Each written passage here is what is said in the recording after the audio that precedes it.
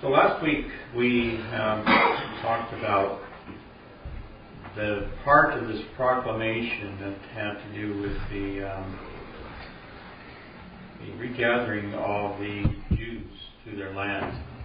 And this is kind of interesting because it's a subject that's talked about a lot, and we see Israel back as a nation, and the Jews are regathered. But what the author here was talking about was something a little different. It was something that was yet in the future, something that was taking place after or about the time of that the proclamation goes forth.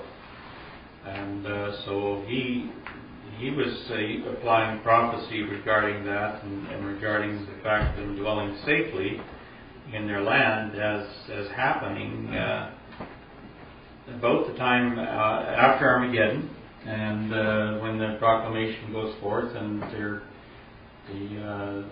tribes of Judah are regathered to their land, using the help of some of the southern power nations, which would be the ships of Tarshish, Britain, and that, and associated nations to bring them back. And that they would then come into the land about the same time that the rainbowed angel, Christ and the saints, make their way up to Jerusalem, and that they would recognize him and look on him whom they have pierced, and that at that time they would be dwelling without bars or gates, safely in their land. Is there a double application to that regathering then? Or have we kind of assumed that wrong and this is the correct one? Good question. I've been thinking about this last week when we were talking about it. We know that obviously it's a process, and I do think it's applies to both. Obviously, what we're seeing going on since 48, or even before 48, so to present it's God's hand involved in that 67 war for sure, and no question. But really, they won't be in a time of peace until after Christ is a king. There's still the prophecies about that Christ had about when you see the picture putting forth your leaves. That you need to be lift up your heads and that your redemption draws nigh. And I think that's an application I think that has to do with what we see has happened in the land as a sign of this nearness of his return. So I think there's probably room for that. There is a regathering, an initial regathering of the people as a sign of the return of Christ. But there's also this other one that happens after he returns. Mm-hmm. So there's room for that. Gordon? I just wondered if it's not like it speaks to the harvest, the first fruits, and then then the general ingathering. If it's not all one part of the same, it's just that this is visible start of it. It's definitely a process that because we know that when we anticipate from prophecy. I mean, none of these things are absolutely written in stone, but we anticipate, as we have seen from the clip there that we had, that when the northern power goes down and invades Egypt and then moves from there up to the land, that there are Jews dwelling in Jerusalem, and that there's the prophecy is that 2/3 of them will perish in the ensuing activities that take place in the capturing of Jerusalem. So we know that they are there. They have to be there to fulfill that prophecy, that part of it. And so it's like you say, it's a part of a process. There is a regathering there. It's a sign of Christ's return. They will be there when the King of the North goes in. A third of them that are left, that remain, will be able to take cover in Moab, where the southern powers will be themselves driven, but will take a stance there, and so they will be protected there. We know it appears that many of them will also go down into the land of Egypt, unless that's a symbol of the kind of darkness into which they're driven. But wherever it is, they will be brought back out of it and be brought back into the land when Christ and the saints go in. Those Jews that have been driven out, besides others that will be regathered then through with the assistance of the ships of Tarshish, will be gathered out of other parts of the world to come into the land. Might be a little bit off topic, but I'm just wondering how this political situation in Egypt plays into this. Will that be? Wonder if that'll be resolved, or if it's going to be kind of a. Well, there's a democratic push there, and these are the frogs. I look at these as the frog spirits at work, preparing the nations for the return of Christ. And why does the king of the north go into Egypt? It could be a belligerent move because of the political framework there that takes place. A move against the democratization of the nation, or it could be even that democratization process is something that itself might bring them in there because the power of the north seems to be undergoing a certain amount of that too. There's a lot of variables on this that none of which would necessarily go against prophecy. Creates a power vacuum, the way it is right now, and Russia being opportunistic, we see that as place to be. Yeah, a good place to take a stance for what they need to do. Because that surrounds Israel then. They're from the north and they're from the south. Right. And you surround somebody, you usually can capture them. It's they take over Turkey on the way down, and then they're in Egypt, so they're in the north and the south. It surrounded Israel. But not the east, though. No, because tidings come out of the east, and out of the north, which would be Jerusalem. And that's what causes them to make their move. But present right now, Jordan is not allies with Israel, right? They're quite opposed. No, they're not as antagonistic towards them as some nations are. Oh, okay. They're not hardcore like some of the other, like Iran. Syria, for example. And that's probably due to the influence somewhat of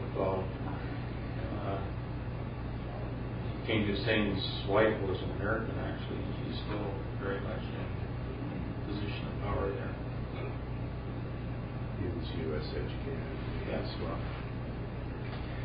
That's right. Anyway, all that being as it may, we'll move on here. We talked, as I said, about the Kingdom of Judah. This was the summary of that paragraph. I think it was the only paragraph we read last week on this. The author sees a resettling of the land at this time by the tribes of Judah and sees them dwelling safely and at rest, their enemies for the time being having been swept away like the chaff. This will be the extent at this time of the population of Palestine in preparation for the larger work of bringing the 10 tribes home via the united cooperation of the inhabitants of Israel. So it's kind of a preliminary, as it were, because there's a much larger work in the offing. You bring in the 10 tribes and the rest. Where does the work of Elijah come in? That would be this last part here. Bringing in the 10 tribes. And that's in. I think that's shown in our timeline here. Let's see here. That would be next. 20. Yeah.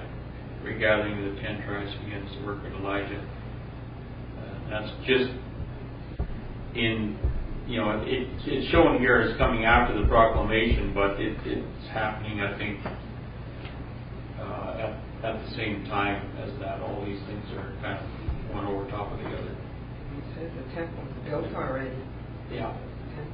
The construction begins, and it's probably taking place at this time, the building of it.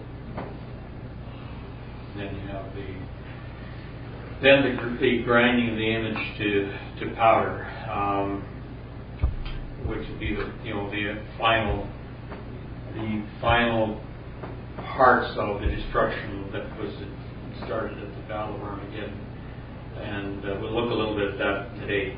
And then after that happens, just the Roman beast remains, and that's when you have the time of the beast. So I wonder how Elijah will actually accomplish this. Of course, we know there'd be a change in the hearts of the Jews. Will it be by bringing like Stephen's defense, where he traced the history, showed them where they were at, and of course they stoned them for that because condemned them. But in the future, that same message will probably play differently because people that are listening are different. I think you have to, because it's spoken of as the work of Elijah, you have to look at the work of Elijah in the past and how he worked in the past with the nation.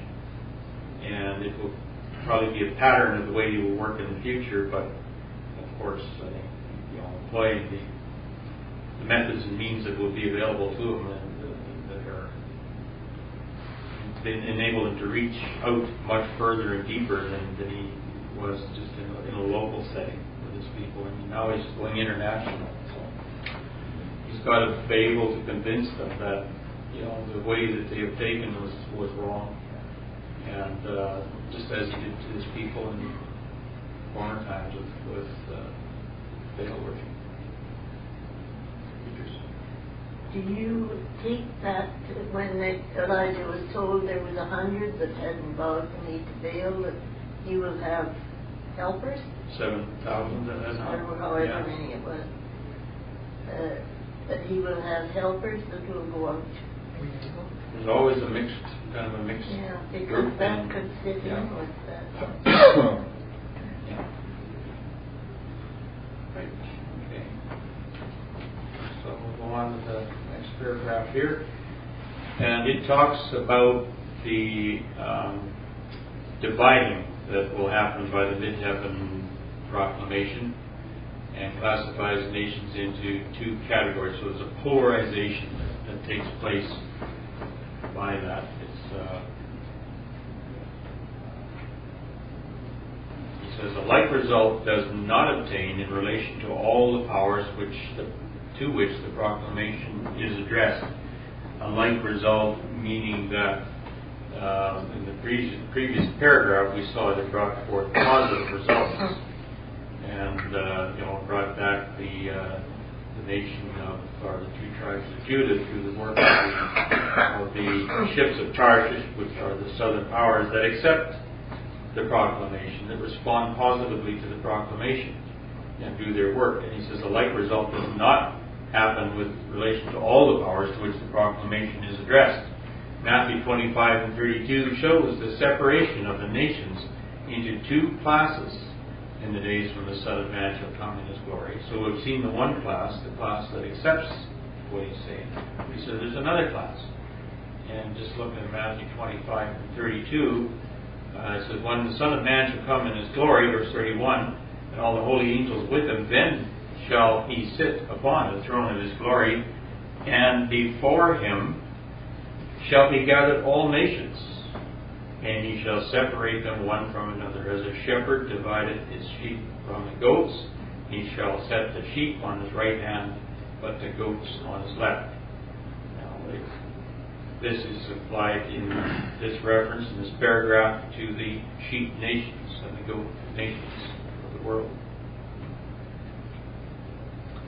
This separation results from the conclusions at which they arrive with respect to the subject matter of the proclamation, they being the nations. One class rejects the Aeonian good news and refuses to fear him who claims to be God or the Elohim of the whole earth. Isaiah 45 and 5. To give glory to him and to do him homage. They reject doing that. Isaiah 54 and 5 says, For thy Maker is thine husband, the Lord of hosts is his name, and thy Redeemer, the Holy One of Israel, the God of the whole earth shall he be called.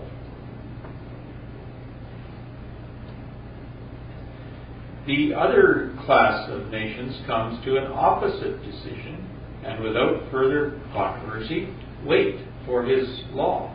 Isaiah 42:4. A bruised reed he will not break, verse 3, and a smoking flax he will not quench. He will bring forth justice for truth. He will not fail nor be discouraged till he has established justice in the earth. And the coastlands shall wait for his law. And in that verse, the part of that verse here being applied to the nations, the ships of Tarshish nations, the coastlands, that will accept and wait for his law. So that's the other nations. That would be the sheep class.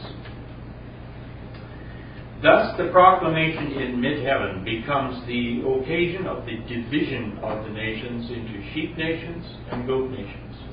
Of the latter class will certainly be those comprehended in the body's politic, symbolized by the 10 horns, the beast, the false prophet, and the dragon.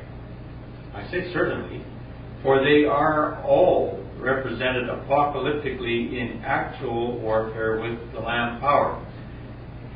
Thus, in chapter 17, verse 14, the 10 horns are said to make war with the Lamb. Let's look that up quickly here. Verse 14, these shall make war with the Lamb, and the Lamb shall overcome them. For he is Lord of lords and King of kings, and they that are with him are called and chosen and faithful. I think that would be in the context of the 10 horns. Yes, verse 12 it talks about the 10 horns which thou sawest, or 10 kings which have received no kingdom as yet, but receive power as kings 1 hour with the beast. 1 hour with the beast is a term that is applied to the time after the Armageddon, after the destruction of the image.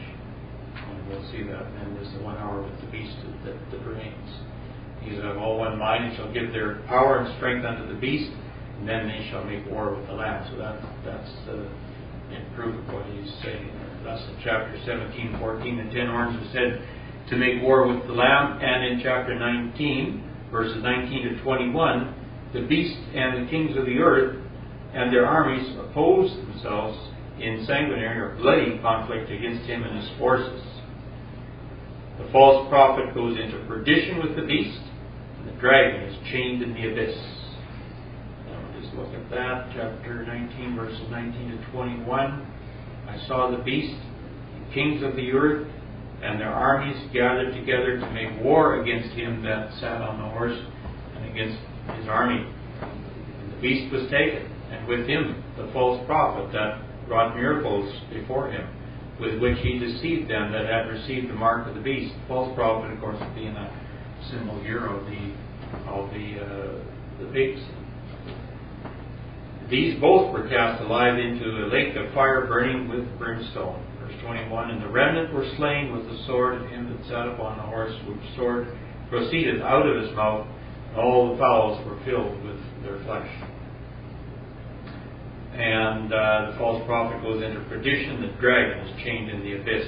The dragon being the political and civil power that would exist at that time. The one is the religious or the ecclesiastical, which is the false prophet. The dragon is the military part of that.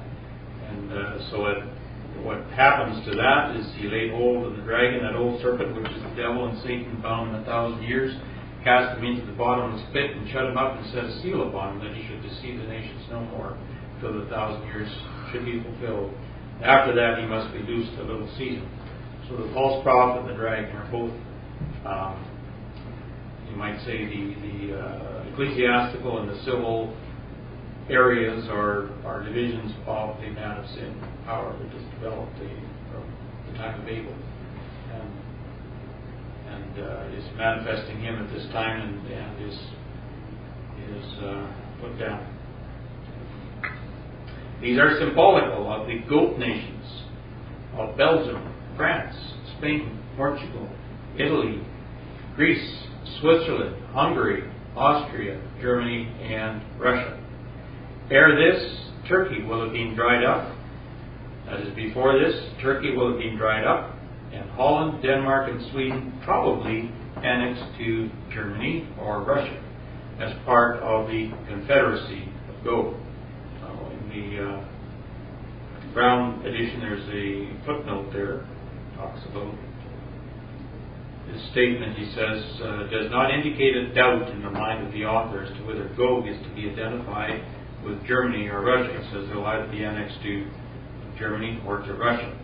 And so in case that some are saying that he's being ambivalent there as to, which is which, so there's not a doubt in the mind of the author as to whether Gog is to be identified with Germany or Russia, but because he recognized that before Armageddon, Europe would be divided into two parts, answering to the feet of the image seen by Nebuchadnezzar. In the exposition of Daniel, he wrote, now while the head, breast, arms, belly, thighs, legs, and toes have all existed, the feet have not yet been formed, so that it has been hitherto impossible for the colossal image to stand erect, as Nebuchadnezzar saw it in his dream. It is therefore the mission of the autocrat to form the feet and set up the image before the world in all its excellent brightness and terribleness of form. The autocrat, of course, being here, that was who was at the head of Russia in the days of Brother Thomas, was the autocrat. And so that's a term indicative of Russia's northern power. And it is his mission as to set up this image and exhibit it to all the world in all its excellent form and brightness and power, that all men subject to the kingdom of Babylon may worship the work of its creator's power. The imperial fabric will rest upon the Russo-Greek and the Latin feet and toes. There are but two legs, therefore there can be only two imperial divisions of the dominion in its latter day or time of the end manifestation. That's the end of quote there from Exposition of Daniel. And the publishers here go on to say, in conformity with this prognostication, the post-war world has seen Europe divided into two parts, separated by the Iron Curtain. Of course, the Iron Curtain has been broke down somewhat, has been compromised somewhat. However, these two sections are still very obvious. The nations of the common market in the west and those of the Warsaw Pact in the east. This answers to the expectations of Brother Thomas, although the final formation is not yet complete. For example, England must retire from the common market. Greece must become more closely aligned with Russia. Today, students of the prophetic word have the inestimable privilege of viewing the gradual formation of the feet of the image. Brother Thomas saw Germany and Russia as dominant powers in the latter-day division of Europe, which certainly was not the case when he wrote Eureka, but it is so today. Now, we can just go to a graphic here, which will kind of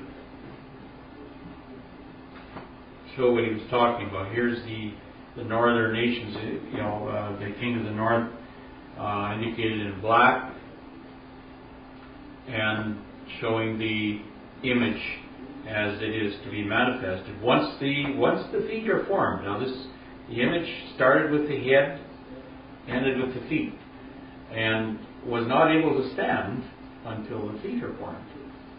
So, once the feet are formed, then the whole image is displayed, and everything that was ever part of that, right from the time of Nebuchadnezzar in Babylon, right down to the time of Christ when it will be destroyed, it's exemplified in all its power. And the legacy of everything that has gone before is manifested there as well, and will be destroyed. So anyway, what we see here is the feet, the Latin side and the Russian side, or which would be Turkey, and they will be in possession of Turkey at the time of the end. And on the other side is the Latin part in Rome.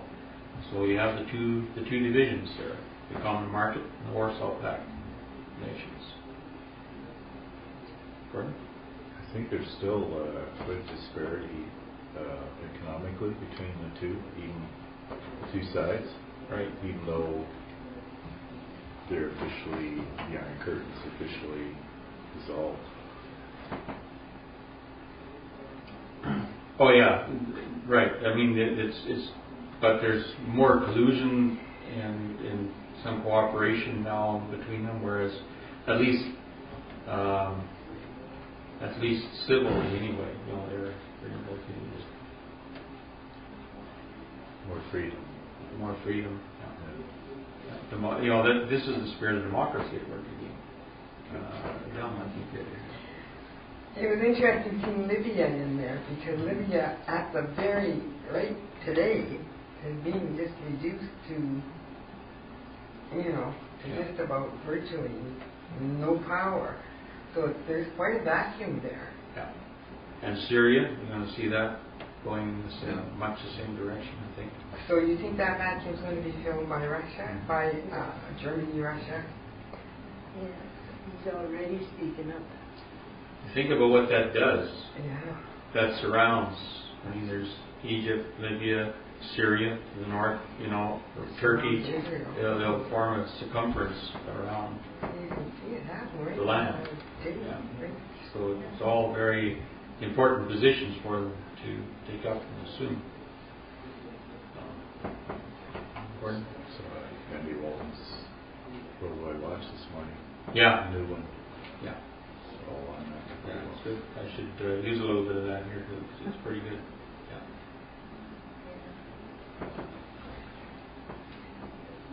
Yeah. I'm sorry. Oh, this is kind of a little different than what I expected. So what this is saying here is that, you know, all the history that has led up to Nebuchadnezzar's image, but really the final erection of the image has yet to come. Which It is doesn't really, stand in its fullness till the time of the end. so I've always thought of the two legs as the Eastern and Western Roman empires that we've seen over the last since years after Constantine in later 300s going forward. That was the division of the two legs, East and West, and the 10 toes. I always, associated back to the 10 horns of the European regions, and felt that the image, in all sense and purposes other than its last final stand, had been completed as far as the identification and fulfillment of who those entities are. But yet, we all know that there'll be a future final push of the man of sin against Christ. So this here is it's kind of throwing me a little bit, saying that hasn't really kind of manifested itself yet. I think what you're talking about is the legacy that's leading up to it, and that's all true. I mean, the two legs did represent at one point Eastern and Western Roman Empire. That has developed towards the time of the end to the two divisions, and you got the common market with its 10 nations, and the Warsaw Pact nations as well. Which part of if you look at, I think at the origin of a lot of those old kingdoms, some of them did originate on the Warsaw Pact side of the country. Some of them are those Warsaw Pact nations. So it's there is a room, I think, for collusion there, in forming the image. So that kind of dividing line at Istanbul or Constantinople, eastward and westward. That's the dividing line. That's how it's set up. It might maybe spreads his legs a little more. Yeah. That was for display purposes here. That's how I've seen it displayed. But it doesn't mean that it could, the foot couldn't be over a little bit further. But I think Constantinople certainly represents the Russia in terms of the East,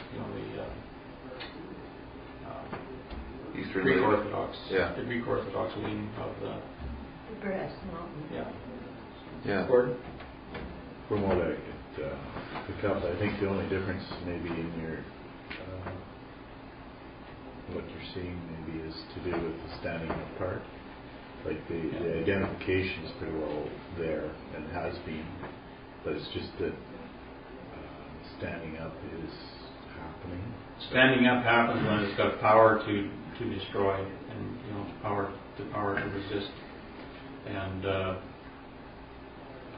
I think as far as identifying it, everything that you've mentioned, Dave, is true. I mean, that is what's necessary to identify these powers and the legs and the toes. It's all part of it, but I think when it stands erect, it's got to have the energy behind it to do that. Right. And that happens through the common market force activities. So we think there'll be a bit of a polarization within Europe, further than what we see today then? That's the thing that kind of thrown me a bit, because we've seen this EU movement of community spirit, and obviously there's different political agendas within the EU, but I was kind of, I guess that's kind of surprised me, is that Brother Thomas felt that there would be a further polarization within Europe. I see it going the other way. I think what he's saying is that there's more uniting here. Yes. Between these two, and that's what makes the image, when they unite, is when the image stands in all its power, in common goal, as a common goal against King of the right. South, or it'll be the European Common Economic Community and the Warsaw Pact nations will all stand united as entity. As an entity. Yeah. I think if they're divided, they got no strength. Right. So that's how I don't see it as pulling apart. I see it as coming together. Right. Okay. Gordon? I where I heard it, but I think it was might have been on the news or something. But they almost feel that NATO is defunct or pretty much going to be, which that's a detractor from this whole picture, because that involves the U.S. and Britain and so forth in combination with the European powers for protection. Right, and then you see also, in addition to that, the financial woes that are taking place in the European community, and I think that will draw them together. Who's going to come to their rescue but the power of the North, probably. It's another power vacuum. Who's already bought up Germany or Greece? It's already, Germany's already rescued that, and other countries Italy's on the verge. So that'll all stand united in polarization against the southern powers, or as we call them, the West. Plus, we've got the weakening of this King of the South by events. They're just getting weaker and weaker, which means the King of the North doesn't have to be so strong anymore, because who's going to rebuff him? Right. So when that happens, after all that has happened that we've been talking about, and the Armageddon battle talks about the scattering of that power. I'm going to the wrong thing here.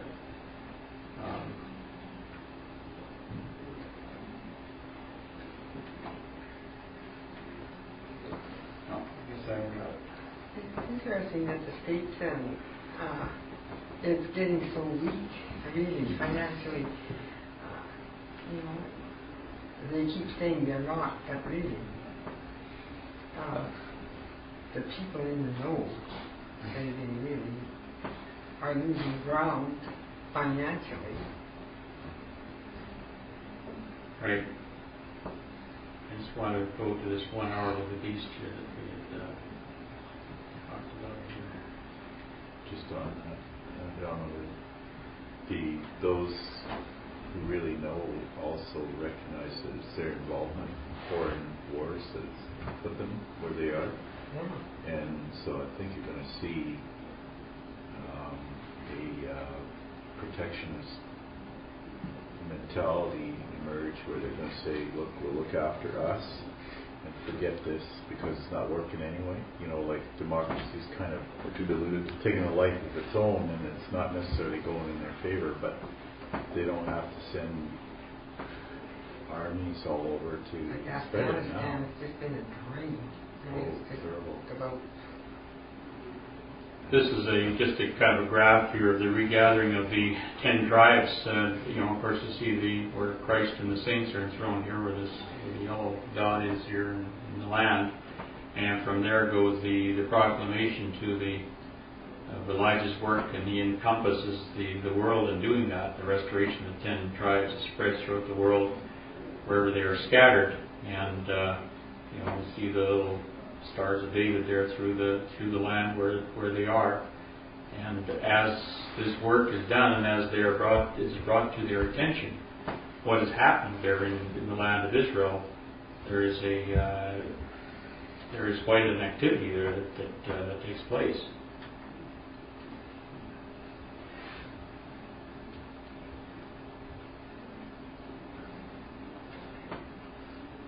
Look at Russia and that. I was surprised at how many stars of David there were up across Russia and through Germany. Well, they are. They're all through there. Mm-hmm. Yeah. The Jews. Yeah. I just had a guy come in for work from Michigan, and he's very politically, interested. We were chatting, and he said, "It's no question what we're seeing right now is the gradual decline of the USA force in the world." So he sees it and recognizes it. He says, "We just, we're losing control financially of ourselves." So it's not an unknown thing. It's just you got to recognize it. That's all. I want to recognize. And after Christ and the saints are established in the land and they've kind of taken over this area, you see the image is just a ghost of its former self, and then it is scattered and ground to powder. And then what happens is that the Roman beast is what remains, and that is then the last 30 years will be the process of the destruction of that, which is the confederacy of the mother harlots, as indicated in the prophecy in Revelation 17. So that's a religious backing, as Right. The image is more political. Yeah. For the Nebuchadnezzar's image. And after that happens, the armies of Judah move north to free the Jews in other parts of the world. And I think that's where, this is the graph I won't show here. And their work results in the freeing of the Jews and bringing them back. You see the icon of the tanks develops there, which is carries forth the work of Christ into other parts of the world, and will have a great impact on the nations of the world. And as the Jews, or as the Israel nation, the people of Israel come out, there will be a great conflict that will take place in the midst of all the nations. It will be almost like a civil war, because they will not be released easy. And then they are brought back through Egypt and back into the land.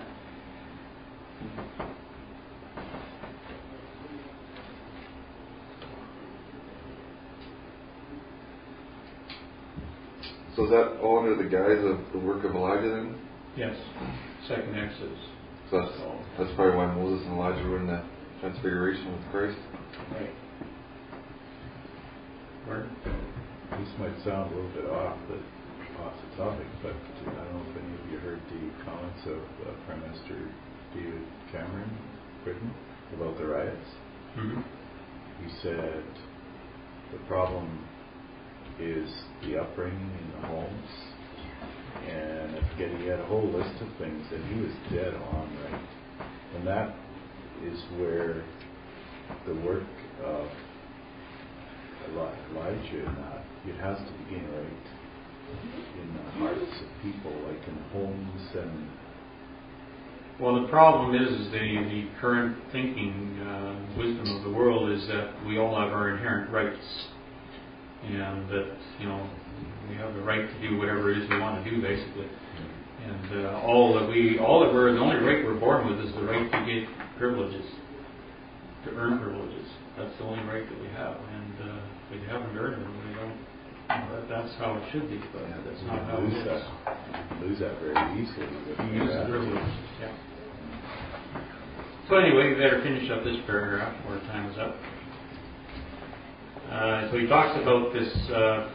We've seen what comment he's had here about the Germany and Russia. He doesn't have any concern or any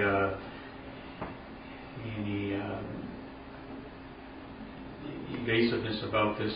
It's very clear to him that where it will be, but Germany and Russia are sort of two sides of the equation. The sheep nations will be separated from all these as the allies of the shepherd of Israel. These he sets on his right hand with the lost sheep of the flock of Judah, which as a repentant prodigal will be returning to the great shepherd of the sheep. All of this fold he feeds and gathers and carries and gently leads, because they have become joined to him by faith and are blessed in and with Abraham his friend. That would be talking there about the sheep nations. And he quotes from Isaiah 40, verse 2, "Speak ye comfortably to Jerusalem, cry unto her that her warfare is accomplished, that her iniquity is pardoned, for she hath received the Lord's hand double for all her sins." And then you have the voice of him that cried in the wilderness, which was John/Elijah. The preparation, preparing the way. And then Zechariah 2, verse 11, "Many nations shall be joined to the Lord in that day, and shall be my people, and I will dwell in the midst of thee, and thou shalt know that the Lord of hosts hath sent me unto thee." And finally, Galatians 3, verses 8 and 9, "And the Scripture, foreseeing that God would justify the heathen through faith, or the Gentiles, preached before the gospel unto Abraham, saying, Indeed shall all nations be blessed. So then they which be of faith are blessed with faithful Abraham." So in summary, what we've read here is that the mid-heaven invitation will polarize national and international politics and nations and divide them into two camps: those who will be prepared to accept the new divine administration for what it is, and those who will reject and oppose it for what they perceive it to be, the Antichrist. These are termed in prophetic scripture as the sheep and the goats. I've been thinking for a while, and I got to stop thinking and start doing. But one thing I want to do is develop a one-pager document that basically shows this exact point in time in the future where people of the world will be given a choice.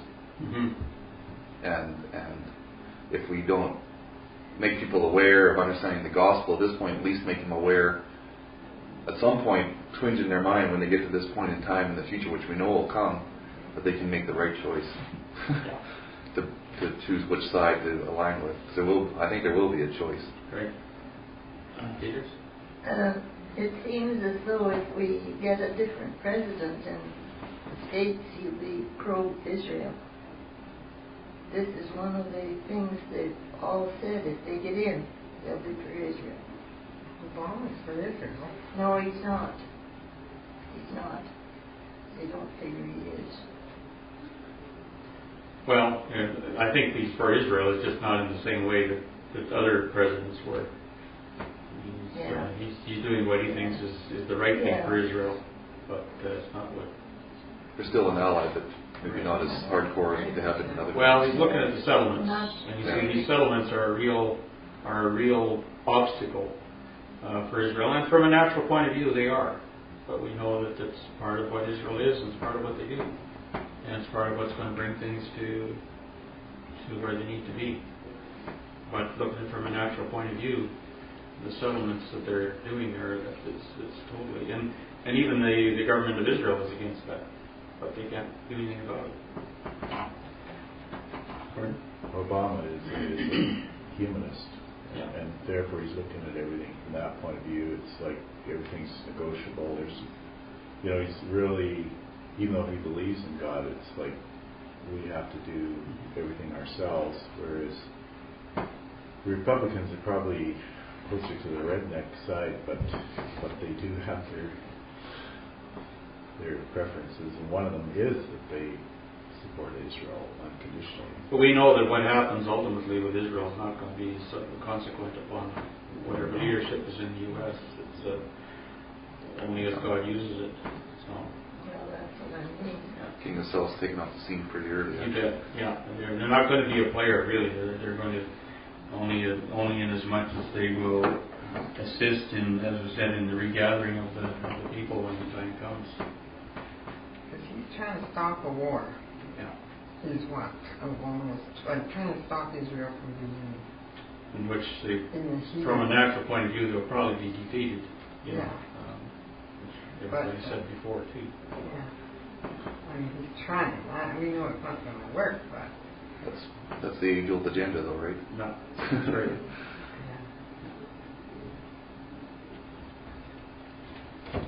I still find it most interesting with those great big natural gas fields that are being developed in Israel. That is going to be such a drawing card to people that have no, it's not the oil, it's that natural gas.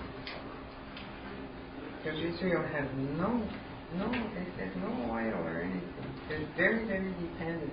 But they have these huge natural gas reserves. And they said all the vehicles and everything are going to be switched over to natural gas. Did you see Andy Walton's new one this morning? Because he's on that. Oh? Yeah, he's talking about It was amazing to see it. When we went by, I thought, that's the thing.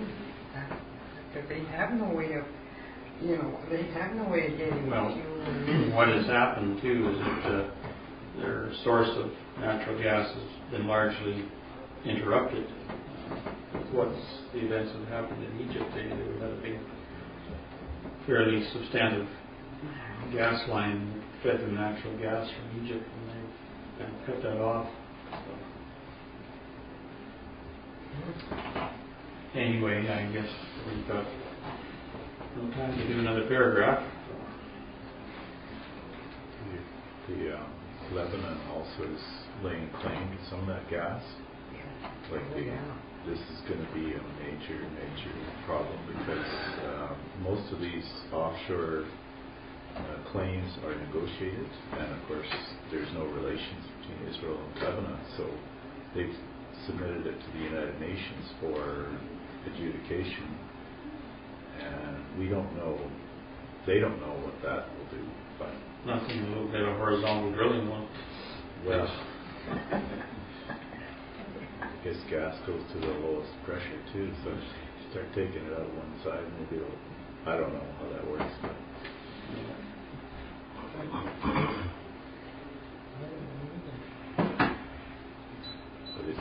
they claim it will make Israel self-sufficient in energy for decades.